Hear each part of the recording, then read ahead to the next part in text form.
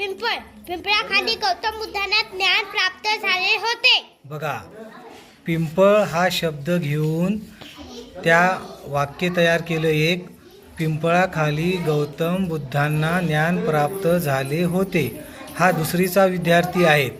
म्हणजे किती मोठं वाक्य त्यांनी तयार केलेलं आहे हे याच्यावरून लक्षात येते आपणाला की त्यांना किती मोठा अनुभव आहे.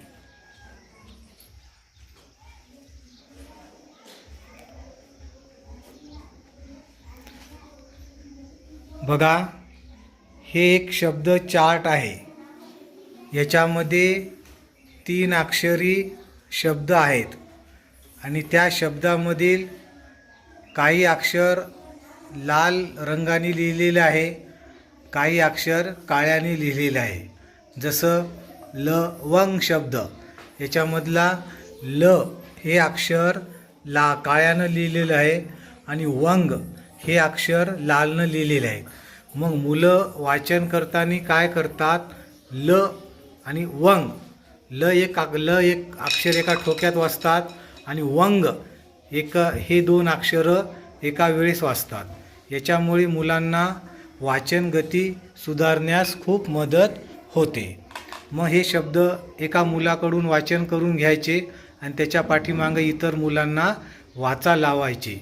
असा हा एक उपक्रम आहे. तर आता सृष्टी नावाची मुलगी वाचन करते. सावकाश करायचं आणि बाकीच्याने त्याच्या पाठीमागं म्हणायचं. स्टार्ट. लवंग लवंग पलंग पलंग कलंक कलंक खमंग खमंग रंगत रंगत पंगत पंगत वंगन वंगन शिंपला शिंपला इंडिया इंडिया उदाब उदाब पंकज पंकज मंगल मंगल आनंद आनंद उदंड उदंड सारंगी सारंगी मंदिर मंदिर मंडळी मंडळी मुंगळा मुंगळा मंथन मंथन मंजन मंजन मुंडन मुंडन मंगळ मंगळ मंजिरी मंजिरी कांगारू कांगारू खंडोबा खंडोबा कोंबडा कोंबडा हंगाम हंगाम थंडावा थंडावा वसंत वसंत मलंग पलंग ठडंग ठडंग अंजीर अंजीर अंजली अंजली आंधळा आंधळा झुबंड झुबंड अंबानी अंबानी शंकर शंकर शंभर शंभर एजंट एजंट दंडुका दंडुका पिंपळ पिंपळ ओंजळ ओंजळ. अशा पद्धतीनं सर्व मुलाकडून वाचन करून घेतल्यानंतर हे शब्द मुलांना वहीवर लेखन करा लावायचं आणि सुरुवातीला शब्द लाल पेनीनं लिहा लावायचं आणि त्याच्या पुढं तोच शब्द घेऊन एक वाक्य तयार करा लावायचं. जसं की पहिला शब्द आहे लवंग. मग लवंग तिखट असते, लवंग काळ्या रंगाची असते. या पद्धतीनं वाक्य मुलाकडून करून घ्यायचे. त्याच्यानंतर पलंग शब्द आहे. घरात पलंग असतो, मी पलंगावर झोपतो, मी पलंगावर अभ्यास करतो. या पद्धतीचे वाक्य मुलांना तयार करण्यासाठी प्रेरित करायचे आणि मुलाकडून वाक्य लेखन करून घ्यायचे. चला मुलांनो, हे शब्द लिहा आणि शब्दासंबंधी वाक्य लिहा.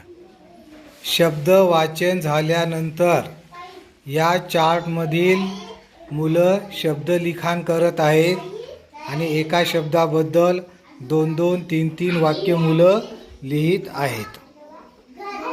ते त्यांच्या अनुभवानुसार त्या शब्दाचा वापर करून वाक्याचे लेखन मुलं करतात.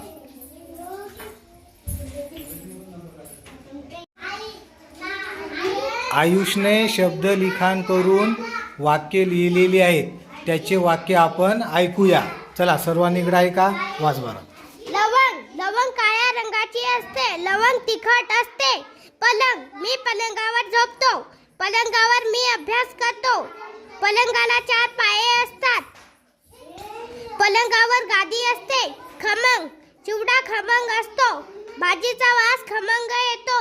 पंगत पंगत जेवायला असते.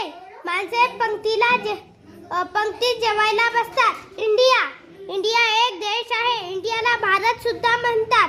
आनंद मला आनंद वाटतो. माझा वर्गात माझा पहिला नंबर आला की मला खूप आनंद वाटतो. बाबांनी मला खाऊ आणला की मला खूप आनंद वाटतो. गुड. बघा, हा दुसरीचा विद्यार्थी आहे. खूप छान वाक्य त्या मुलांनी तयार केलेली आहेत.